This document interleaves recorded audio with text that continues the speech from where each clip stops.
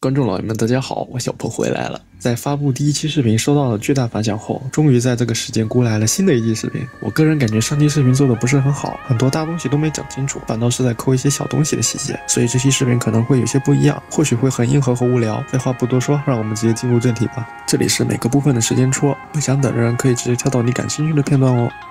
首先呢，继续上期没提到的东西，我最开始的想法是尽量在 3D 中还原曲绘，所以在搭建完城市以后，我就按照最开始的想法，把曲绘中的水晶建了出来。水晶建模的话本身很简单，用低模人形球随便拉一下就好，但主要难点在材质上。我参考了之前看到的一个教程的水晶材质，在这基础上，在水晶的内部加了一个点光源。不过由于曲绘中的那个材质在 Cycle 当中实现过于困难，所以这已经是我能实现最好的效果了。上好材质后，把水晶打组，被链接复制机，然后复制一堆出来。这里大概摆了一下。最开始呢，我以为曲绘里面那些是现掉的水晶，到后面把预染图发到群里面给大家鞭策的时候，被指出那是雨，并不是线。这时候我已经渲染完快快乐乐，准备进 A 了，但是我大意了，没有闪，然后就打回了。我默默地把全部线删掉，只留下一根，调细了一点，把材质换成水的材质，然后按照老规矩，新建一个平面，把这根水丢到粒子系统里面，调整一下物理，就有了局部大雨的效果。接下来就是人物部分了。我最开始看到曲绘的想法是想找美术组会画动画的人，画个6到12帧的手部拔剑动画。当然这是个巨大桃子，没有实现，所以我只能自己用 AE 搞了。以下呢是我当时的心理 OS。首先呢，打开 PS， 然后让我们看看画师的分层计划。我记得好像说要做拔剑效果了，没事，不慌。经过各种 PV， 我已经能熟练运用仿制涂装工具了，这点小事我还是没问题的。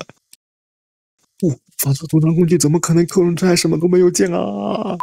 行，得找美术组的大佬们帮忙。然后我就去美术组厚脸皮的问有没有人有空，正好青鸟有空帮忙，我也不敢要求太多，就让他帮忙把手臂和剑分成出来，剩下的我自己来做抠图。做曲绘动画第一步是把头发搞定，这是最基本的，然后再看看曲绘里面有没有什么东西还能动还能飘的，一个一个抠出来，并把背景填上。这里这个裙子有2个丝带，我就把它们抠了出来。背景的裙子听从了青鸟的建议，直接涂黑，问就是懒。我抠完以后没多久，青鸟就发 PSD 过来了，一把完整的大剑和分好的手艺，真是太完美了。在这里非常感谢青鸟，我呢整合了2个 PSD， 整理了一下图层，然后打开 AE， 直接将 PSD 丢进去。首先是头发飘动的动画，这个在歌游的 PV 中很常见，实现方法其实不是非常难，把抠好的头发打上控制点，然后用 AutoSway 这个脚本就能很快速的做出来。感谢维他麦克斯案例的脚本，我这里用的大概都是这个参数，区别在 Lag Factor， 这个是个什么东西我也不知道，反正调整就对了。问如何学会一个插件，答看教程加一个一个调参数看效果。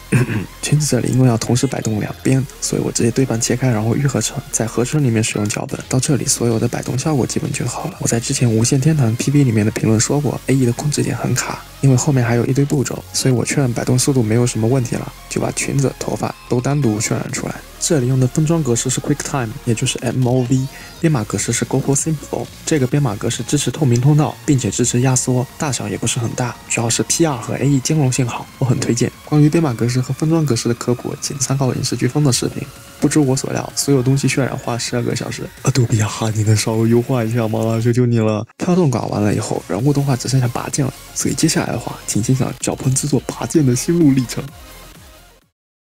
在整理完手臂图层关系后，我手动用空对象绑了下关节 ，K 了一个拔剑动画，然后渲染了出来发到群里面，差评如潮，连我自己都觉得这是什么鬼东西，动作非常不对劲。然后想到可以自己拍个拔剑动作当做 K 帧的参考，于是乎立马就架好手机，用自拍杆当做剑拍起了视频。拍完后导入到 AE 里面，一帧一帧的对动作，效果是这样，完全猛大。我突然意识到加上摄影机运动会不会好一点，然后尝试多个版本发到群里面，大家还是觉得 bad。随后群里面的鸽子们推荐我去看 SDV-X666 的演出，用来参考。我反反复复看了巨多遍，甚至下载下来一帧一帧的看，总结出来3点：一，我没有多角度手臂；二，我没有刀光；三，因为我没有用 Left to D。1和3当然是在想桃子，所以我只能从刀光下手。但是我发现我连刀光都不知道怎么搞，只能硬上了，用纯色加门板抠出来这个形状，然后加上发光的效果。这里用的是 Optical Glow， 调整了发光的宽度，适度搞出刀光的效果。然后这是当时的成果。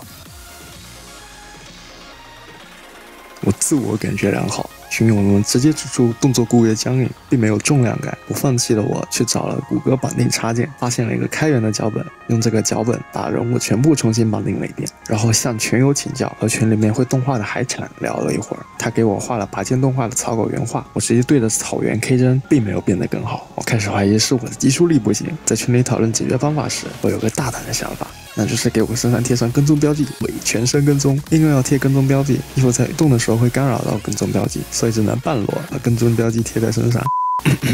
正当我们讨论的非常激烈的时候 ，CN15 enter 的 chat， 为什么一定要拔剑呢？大师，我悟了，等你完全拔出来啊！不过我就开始纠结了，青鸟画的一整根剑就用不到了，感觉有点伤人。但我不做好的话，整个动画就做不出来了，所以还是放弃了拔剑的效果。决定了以后，我觉得如果只拔一点出来，效果不够震撼，所以加了一个类似裂屏的效果。这个在我最开始学 AE 还只会套模板的时候，看到过一个模板里面的实现方式，不是很难。先建一个调整图层，用门板画出你想要的形状，加上变换效果，在效果里面缩放调整一下，做出玻璃碎裂反射位置偏移的效果，然后复制一层，把图层本身缩放一点，缩放后的图层添加少量高斯模糊和曲线，拉微一点对比度和整体曝光，做出玻璃边缘的效果，这样就搞定了。这里还有个丝带的绑定和眨眼的细节，我就不细说了，两个都是超级辛苦的过程。丝带的话，我咋变形都不好看，最后这里还是有点丑。眨眼的话，可以去找 Life 2D 的教程，很相似。眼睛这里可能有小个子发现了，解锁动画的同色和曲会里的同色是不一样的，这是剧情甲方爸爸 DM 提出的要求，要同色变色的特效，所以前面的部分同色是蓝色的，后面我就渐变成红色了。到这里，人物例会部分的处理就完成了，接下来是把所有东西合在一起，也就是传说中的摄影。大家做完这个名字的动画。